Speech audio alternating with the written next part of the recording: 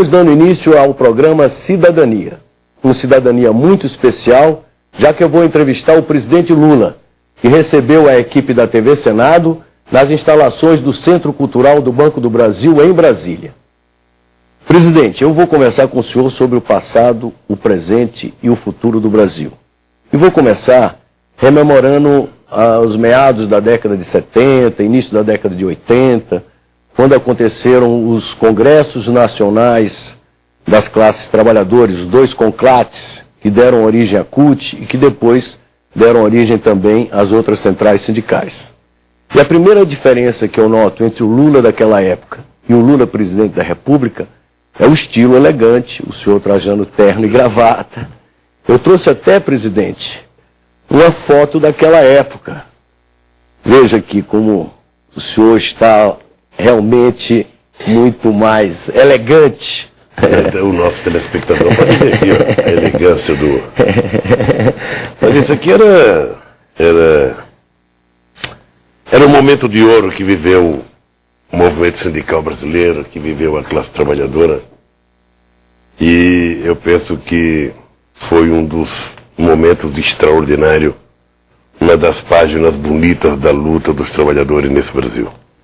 Efetivamente, nos anos 70 e nos anos 80, nós conquistamos a nossa cidadania. Ou seja, o movimento sindical, depois de ser taxado durante tanto tempo como sindicato subserviente ao Estado no tempo do Getúlio, o sindicalismo brasileiro surgiu com uma força extraordinária, porque ele surgiu com independência e surgiu onde tinha nascido uma classe operária nova, que era a classe operária oriunda da indústria automobilística brasileira. E quis Deus que eu fosse presidente do sindicato exatamente no momento em que a luta pela democratização do país ganhava muita força, estudantes de um lado, os companheiros de esquerda que tentavam derrubar o regime militar de outro, o Senado e a Câmara de outro. Ou seja, o dado concreto é que havia uma movimentação na sociedade extraordinária, e nesse meio tempo entrou aí os trabalhadores, que até então eram só coadjuvantes na política brasileira, e nós conseguimos fazer com que passássemos a ser ouvidos. Eu lembro de uma assembleia na Vila Euclides que eu disse que nunca mais ninguém ouse duvidar da capacidade de luta dos trabalhadores brasileiros. Isso marcou a minha cabeça, porque foi um estalo de consciência política de um segmento importante que até então tinha participação muito pequena na vida política. Ô, presidente, além da diferença no modo de trajar, nota-se que o senhor hoje é um homem mais moderado. Mesmo antes o senhor impunha muito medo às chamadas classes conservadoras. E o senhor hoje é tido como um homem... Como é que foi essa trajetória do líder sindicalista combativo ao presidente da República? O que mudou nessa trajetória no Lula? Olha, o que mudou, Armando, foi a função e a responsabilidade.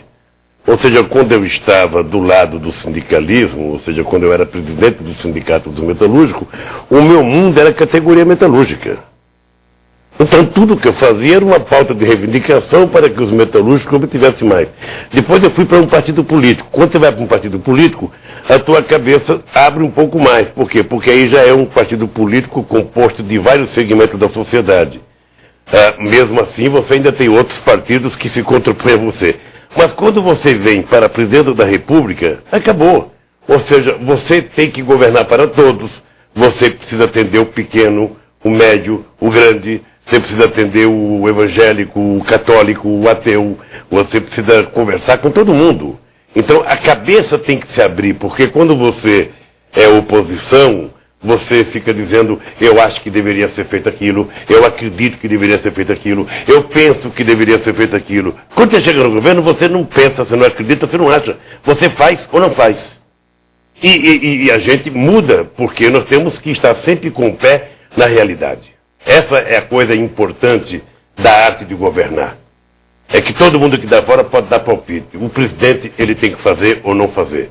E cada atitude dele pode causar benefício ou pode causar prejuízo para muita gente. Então não é que eu fiquei mais moderado, não. Eu acho que eu fiquei mais sabido.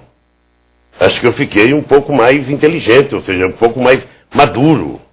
Sabe, a inteligência e tudo que eu aprendi do movimento sindical foi ficando mais aguçada. A arte de fazer política é uma coisa extremamente importante, Armando. É uma pena que a política brasileira esteja empobrecida no seu grande debate. Mas a arte do exercício da democracia é uma coisa estupenda. Você tem que estar sempre conversando. E nem sempre você conversa com as pessoas que você gostaria de conversar. Você conversa com as pessoas que você precisa conversar. Eu acho que essa é a coisa importante que mudou na minha vida. Mas, presidente, o senhor liderou greves importantíssimas que entraram na história do movimento sindical. No entanto, hoje, presidente da República, o senhor tem criticado publicamente as greves. Por quê? Veja, primeiro, Armando, vamos ter claro o seguinte. Vamos separar as duas coisas. Ou seja, no nosso governo, todo o conjunto da classe trabalhadora, não sou eu que estou dizendo, sabe, os dados do Diese demonstram que mais de 85%, sabe, dos acordos salariais feitos nesse país foram com ganhos reais de aumento de salário. Portanto, você percebe que na iniciativa privada a greve foi quase zero, porque os trabalhadores estão conseguindo muito. No setor público, seria até importante que a TV Senado pudesse fazer um estudo e apresentar num programa para saber quanto de reajuste nós demos a todas as categorias de trabalhadores. Para você perceber que muitas vezes a greve é injusta. Eu poderia pegar um exemplo de uma greve recente, ou seja, nós fizemos acordo em 2008, que esse acordo nós estamos cumprindo ele em 2008, 2009 e 2010. E muitas categorias termina agora, em julho, a última parcela do acordo que nós acordamos em 2008. Então nós temos que pagar isso. Tem gente já querendo fazer greve pelo de 2011. Ora, eu não posso comprometer o próximo governo. Eu não serei irresponsável de ficar dando aquilo, sabe, que é para outro governo dar. Eu não vou fazer isso, sabe, e todo mundo sabe o respeito que eu tenho pelos trabalhadores, mas eu penso que as pessoas também não podem perder o senso do limite em que a gente pode fazer as coisas. Não tem no meu governo, trabalhador que tenha tido qualquer prejuízo com o aumento de salário. Todos ganharam aumento de salário. Presidente, o senhor acha que ainda vai dar tempo de, no seu governo, os desvãos do regime militar serem totalmente esclarecidos? O senhor que foi um lutador pelas liberdades democráticas, que esteve do lado daqueles que lutaram pelo fim do regime militar, o senhor acha que essa questão, a revelação desses dados à nação, desses fatos que aconteceram durante o regime militar, vão ser revelados ainda durante o seu governo? Veja, eu acho que eu não sei quando vai ser revelado, porque tem determinadas coisas que nós já sabemos, que já foram publicadas em livros, tem determinadas coisas que ainda não apareceram e não sabemos se vai aparecer.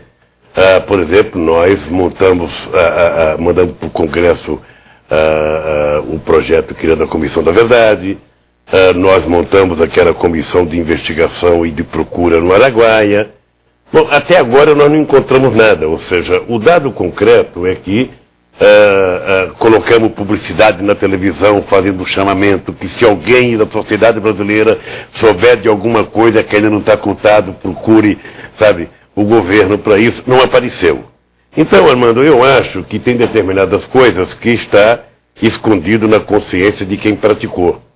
Ou de alguém que soube de alguma coisa e guardou segredo e ainda não falou. Eu sempre trabalho com a expectativa de que um belo dia vai aparecer